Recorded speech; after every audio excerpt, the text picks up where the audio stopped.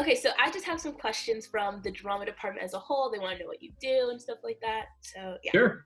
Okay. So what is your job description?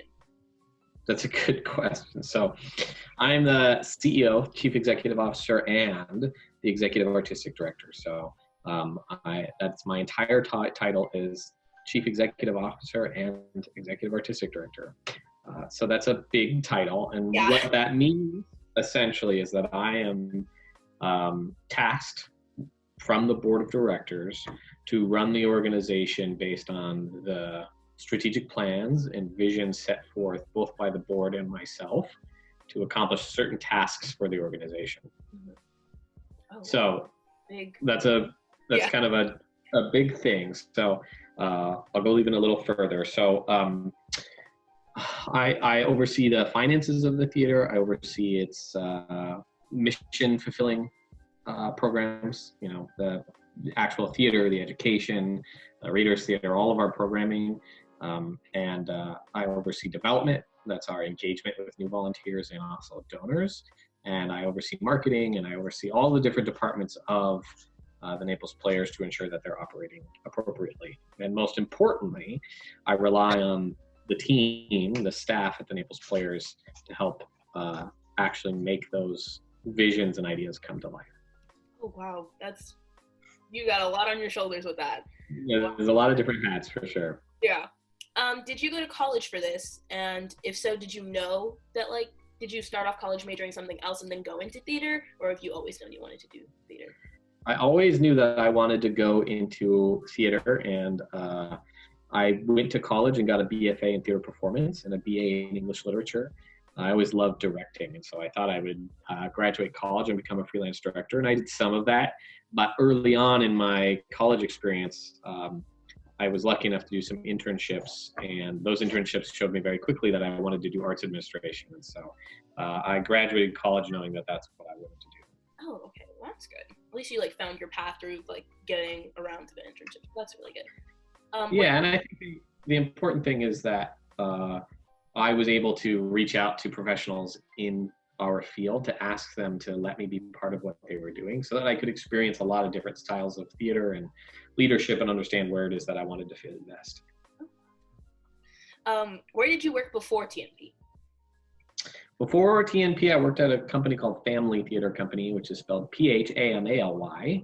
And it's a semi-professional theater company for people with disabilities. So think about individuals who've either been disabled somewhere along their career or were born disabled and are looking for an opportunity to perform professionally. Those opportunities don't exist very often around our country. And so Family was founded to provide those opportunities to members of our community with disabilities to practice high quality arts and also to spread the message of disability awareness. And so I was lucky enough in my very young years to be neighbors with a young man who's become a doctor since, but who was a performer in the company. And so I grew up watching them, and I was always inspired by their artistic intent. And so I always wanted to do an internship there, and I was lucky enough that the man who ran it at the time, his name was Steve Wilson, he let me join him and pulled me under his wing to be an amazing mentor to me. And I was lucky to learn a lot from him and have the opportunity then later in my career to run the company. Oh, wow. That's really good. Mm-hmm. You're a very accomplished man. That's wow. I'm just impressed because I didn't know any of this stuff. So it's really cool. Well, it sounds good. It's really the artists at Family and the staff who make the places run. I just get to help everybody try to stay on the same page. What has been your most rewarding experience at TNP? Oh man, at the Naples Players, we have so many amazing programs. That's a hard question to ask. I think every day that I go to work and I help someone engage in the artistic process and disengage from what it is that they are doing in their lives that are difficult, it makes it very rewarding to me. So, it's very hard to say what would be most rewarding, though. I think our ability the last couple of years to really help streamline how the organization runs to help serve the volunteers best is what I sort of would put my biggest stamp of achievement on thus far.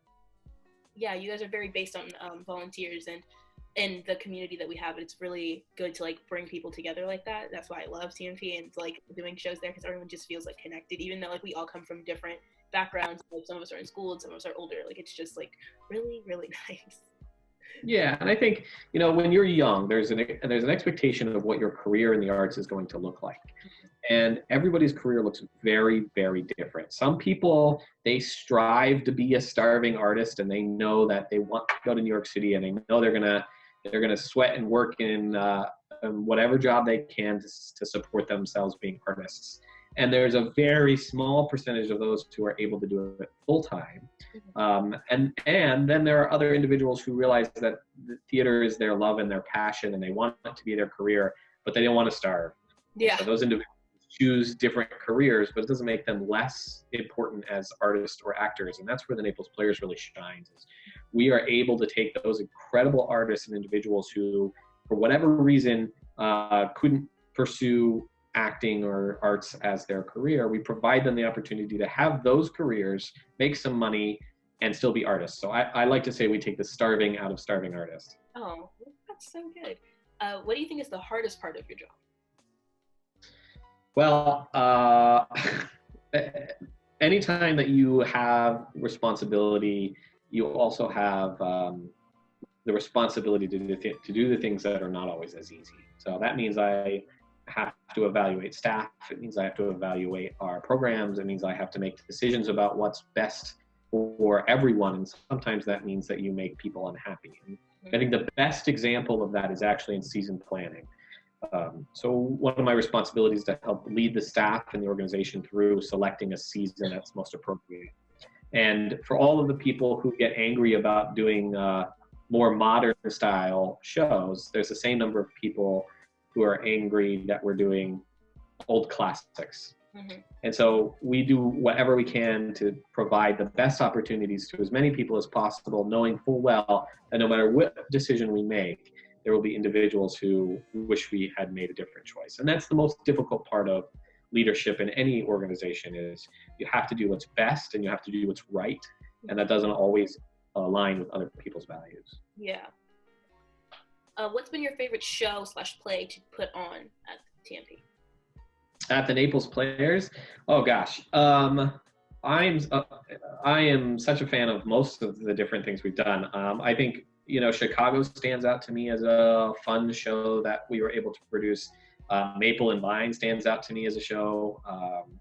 Silent Sky. I mean, when you're in my position, it's hard not to appreciate the artistry in most of the things that you produce. And that doesn't mean that everything we always produce is going to be everyone's favorite. Mm-hmm. But that's part of producing art, is that sometimes it's popular and sometimes it's not, but it doesn't make it less valuable. So I'm pretty partial to every season that we do. Every season we do is my favorite season ever. Oh, that brings me to my next question. So how do you evaluate what shows to do for each season, or like the next season's coming? Is it like you and Jess, or is it the board of directors above you? Like, how does that kind of work? And how do you decide the shows, if it is you that decides them? Good question. Yeah. So the board of directors doesn't have anything to do with it. And we've worked very hard as a board and leadership to define what it is the board of directors is intended to do. So I'm going to answer your question in two parts. Okay. One is, what is the role of the board of directors? And the other is, how is season planning accomplished? So our board of directors understands that they are a governing board. They're not a participatory board in terms of day-to-day management. So our board looks at the financials and the mission statistics of the organization, and they evaluate me on how well those things are being accomplished. So the board is my boss, and then everyone else reports to me. And so when I let them know what season it is we're choosing to produce, and if they had questions, they could certainly challenge me on it, and I could choose to continue down that line or change my mind. But ultimately, the board's job is to help maintain the sort of financial viability of the company. So the board is divided into many categories of individuals who serve on different committees, and I work with each of those committees to ensure that the board's expectations are being communicated through the organization, and also my expectations are being communicated up to the board. So we have an executive committee. And the executive committee is just like it would be in your student group, which is elected officers. So the elected officers each essentially run their own committee within the board of directors. So the executive committee is the largest, or is the sort of most overseeing. It's the executive branch of the sort of board of directors. There's a finance committee. That one is pretty self-explanatory. There's a governance committee, and governance helps ensure that we're following the bylaws and make sure that the board is doing what they're supposed to do. They're also in charge of nominating new board members. We have a membership committee, and the membership committee's job is to represent membership to the board, but also to the staff. It's where we can talk about the volunteers, our members, and the things that are working for them and not working for them, but also do the fun parts of membership too, like plan the annual meetings. Governance, membership, executive, finance, development committee, they work to fundraise essentially and bring in new individuals. There's a facilities committee as well that's there to oversee how we're spending and the needs of the facility. So each of the board members participates in a different way to help make sure that the staff is provided the resources needed to execute the mission, if that makes sense. Yes. So that's the board's role. It's a little different than the staff role, which is to actually be boots on the ground to execute the visions and ideas that are created. So when we go into season planning, it's usually Jessica and myself working together. And poor Jessica has the responsibility to read a whole lot of material. And so I rely on Jessica very heavily to say, hey, these are a bunch of titles that are popular around the country that we think are impactful.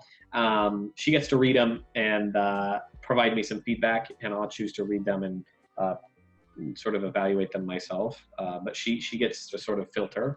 And we start by saying, okay, what is it that the theater needs to accomplish this year? How much money do we need to make in ticket sales? And that's one of the first conversation is you know, can we afford to produce Hamilton? Mm-hmm. No. Right. And so we, you know, it's not worth our time pretending we can. So we look at what we can produce and what the theater needs to produce to stay afloat this year. Mm-hmm. Then we say, okay, what is it that our volunteers want to work on? Mm-hmm. What is it that the staff want to work on? And what is it that our audience wants to see? And oftentimes, as you can imagine, those three constituencies have very different understandings of what they'd like to see. So we do our best to look at each of those categories and produce titles that work for each of those groups. And then we start to put them and piece them together and say, well, we don't want to do 7 dramas in a row. So this year we're going to do X, you know, we can't do this show because it doesn't work well with this show that we want to do. And it's a puzzle piece. And then we have to find out what shows are actually available to us. Mm-hmm. You know, I'm sure most people are familiar with the process of licensing, but we can't produce the work unless we're given the permission to do the work. And generally, we can't produce a work at the same time as another company that's near us. And so we're all doing this quietly in our own backyards. So, you know, sometimes we're not aware of somebody else who's vying for the same title, or if there's a national tour that's going to come, they don't want us competing with a national tour. And so sometimes there are titles that are unavailable to us. And that is most often the case with the musicals. It is hardest to find royalties that are available for musicals. Plays are a little easier, but this year I think we had 2 musicals and 2 plays that we are hoping to produce that are unavailable. So then we go back to that list and we start to populate through the schedule as well.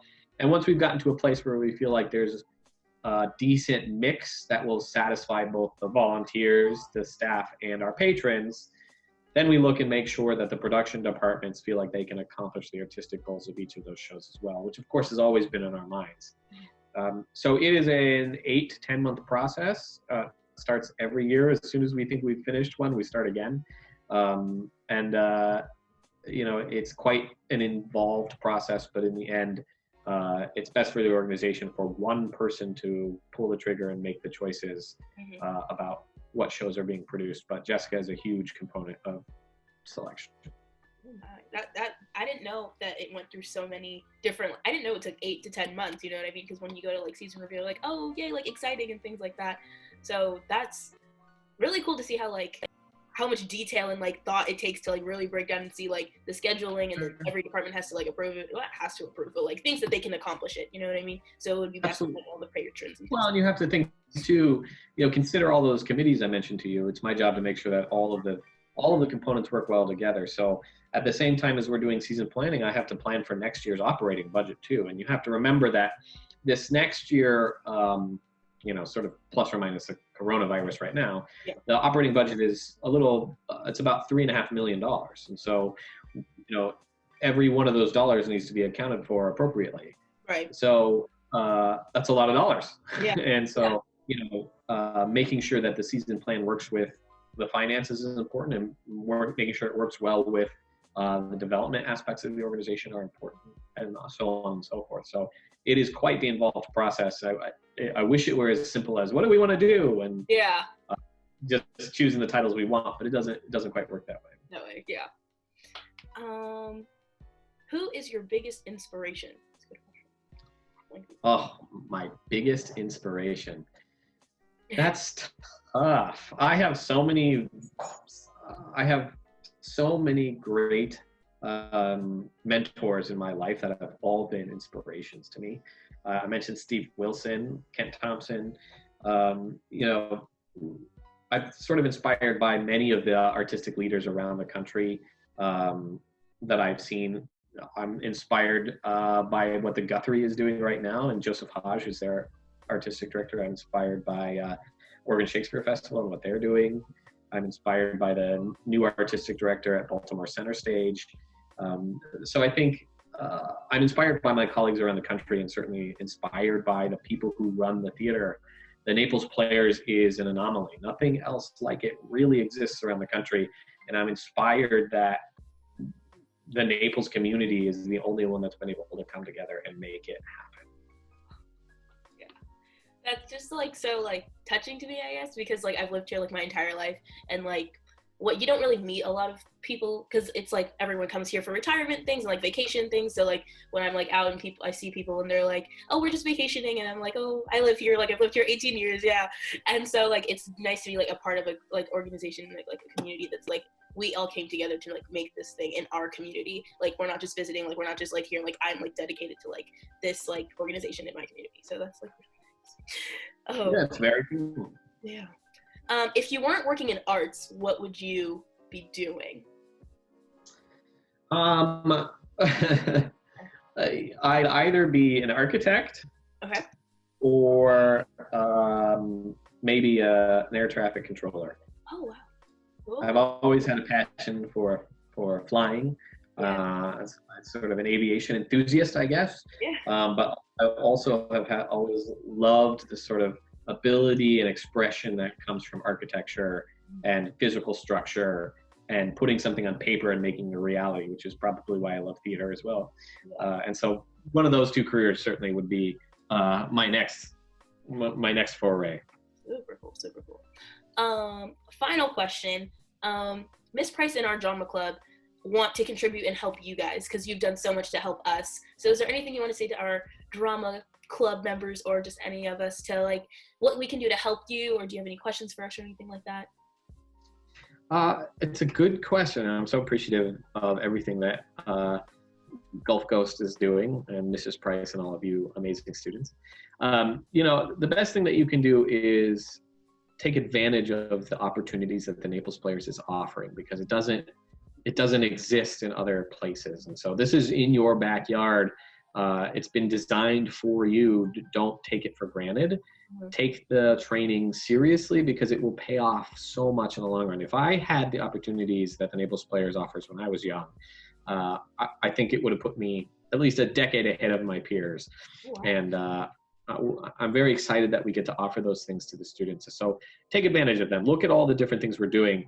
I know it can feel like, especially when you're starting to head towards college, to think, you know, that some of the classes seem repetitive, but what you're going to discover in your career is that you can't stop practicing. Mm-hmm. And so conservatory, for example, is a perfect method for you to practice what it's like as a professional to continue to deepen your craft, because you're going to get to a place in your career where you're very solid in technique, and you're going to always have technique that you can work on, but you're going to have to motivate and understand how it is that you can continue to engage in creating better and better art. And so if you feel like you're at the top of your game in high school, wait till you meet all of the other students who are going to college who think they're at the top of their game in high school.